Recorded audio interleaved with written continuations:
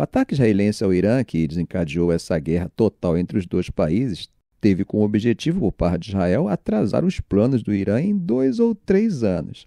O principal objetivo era fazer com que os iranianos tivessem dificuldade em obter rapidamente a capacidade de desenvolver uma arma nuclear completa, de aumentar o número de mísseis balísticos em seu arsenal, que eles estavam querendo aumentar para cerca de 8.000 nos próximos 2 anos, e também impedir que eles progredissem a implementação de um grande ataque a Israel, que os israelenses apelidaram de Plano de Aniquilação Iraniano. Os ataques aéreos israelenses, que também incluíram o assassinato de dezenas de altos funcionários do regime iraniano e seus serviços de segurança, devem abrir caminho para a intervenção do presidente dos Estados Unidos, Donald Trump. Tel Aviv ainda espera que, graças à sua operação militar, Trump seja capaz de forçar os iranianos a aceitar um acordo mais exigente. Enquanto isso, também está claro que Israel está tentando promover a queda do regime. Isso ficou evidente nos ataques de segunda-feira que visavam alvos identificados com o regime, como a sede da televisão estatal iraniana. Mas essa é uma meta mais ambiciosa que provavelmente não é alcançável. O número crescente de civis iranianos mortos nos ataques israelenses pode muito bem produzir o efeito oposto, levando parte do público a cerrar fileiras em torno do seu odiado regime contra a ameaça externa. No entanto, gente, mesmo depois de 4 dias de guerra, enormes danos em Teherã e danos consideráveis em Tel Aviv, é impossível dizer que os objetivos evidentes ou menos evidentes foram alcançados ou estão mesmo ao alcance. Metas realistas foram estabelecidas ou as metas são apenas desejos? Israel começou a guerra de forma brilhante, mas a operação militar está longe de terminar. Há incerteza em relação à posição dos Estados Unidos, bem como incerteza sobre os cenários para o fim da guerra. E, naturalmente, há um medo de que isso se torne uma longa guerra de atrito para a qual Israel não está preparado. Mesmo que estejamos impressionados com os sucessos que a Força Aérea, a Inteligência Militar e o Mossad acumularam durante o ataque, bem como as interceptações dos sistemas de defesa aérea, não devemos ignorar o fato de que, nessa linha, quase todos os governos recentes falharam. Uma porcentagem considerável de israelenses não tem proteção acessível contra foguetes na forma de um abrigo próximo ou sala segura, e muitos deles vivem em grandes cidades. Além disso, ninguém preparou o público para as diferenças entre o disparo de mísseis da faixa de Gaza ou do Iêmen e o que os moradores da grande Tel Aviv e Haifa experimentaram nas últimas noites. Depois que as forças de defesa de Israel sabiamente destruíram a maior parte da ameaça de mísseis do Hezbollah, muitos israelenses presumivelmente pensaram que o maior risco já havia sido reduzido. Bom, mas isso foi até o ataque, porque até a noite de segunda-feira, 25 israelenses haviam sido mortos pelos ataques maciços de mísseis do Irã.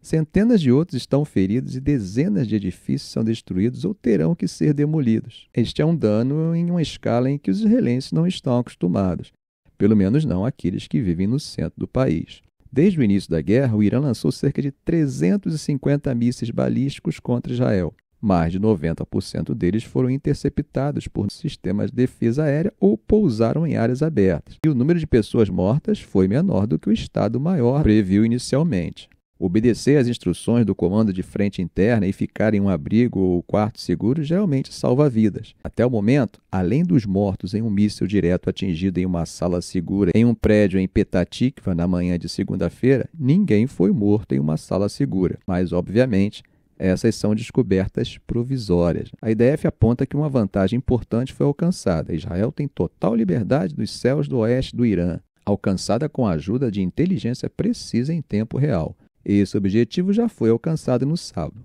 mais rápido do que o exército esperava e permitiu que a Força Aérea atingisse dezenas de lançadores de mísseis superfície e centenas de mísseis. Os ataques a altos funcionários também continuam, embora em menor escala. Agora, os contínuos ataques com mísseis lançados pelo Irã contra Israel evidenciam que Teherã mantém sua capacidade operacional mesmo após a morte de vários de seus comandantes militares após o ataque inicial israelense.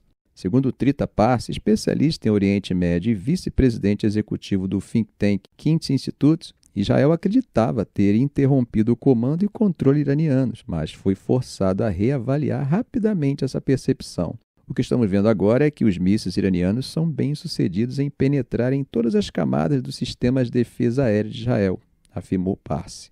Diferentemente dos foguetes de curto alcance utilizados por grupos militantes, Os mísseis balísticos do Irã, como os modelos Sarrab-3 e Zolfgar, atingem velocidades supersônicas, frequentemente superiores a Mach 5, e seguem trajetórias de alta altitude, podendo ultrapassar os limites da atmosfera. Com alcances que variam de centenas a milhares de quilômetros e capacidade de transportar ogivas pesadas ou manobráveis, esses projéteis representam uma ameaça que pode ir além da cobertura prevista no sistema Domo de Ferro, projetado para interceptar foguetes de curto alcance. Para lidar com ameaças mais complexas, Israel emprega uma arquitetura de defesa antimíssil em camadas, composta por sistemas como o Arrow-2 e o Arrow-3, desenvolvidos em parceria com a Boeing, que interceptam mísseis balísticos fora da atmosfera. O país também usa o David Sling, ou Funda de Davi, voltado para ameaças de médio alcance, produzido em cooperação com a empresa americana Raytheon. Apesar disso, os recentes disparos expuseram as vulnerabilidades dessa rede defensiva diante de um ataque coordenado com mísseis balísticos e possivelmente hipersônicos. O Irã tem investido no desenvolvimento de mísseis de longo alcance há décadas.